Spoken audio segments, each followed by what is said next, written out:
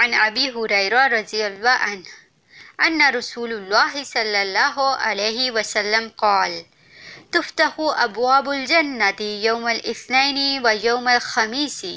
فيغفر لكل عبد لا يشرك بالله شيئا إلا رجل كانت بينه وبين أخيه شحناء فيقال انظروا هذين حتى يصطلحا انظروا هذين حتى يصطلحا رواہ مسلم۔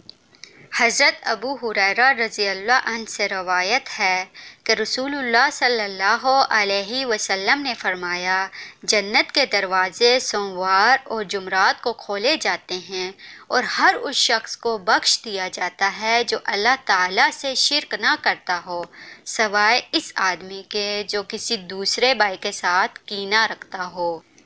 ان دونوں کے بارے میں فرشتوں سے کہا جاتا ہے کہ ان دونوں آدمیوں کا انتظار کرو یہاں تک کہ یہ دونوں آپس میں مل جائیں، ان دونوں کا انتظار کرو حتیٰ کہ آپس میں مل جائیں، رواہ مسلم۔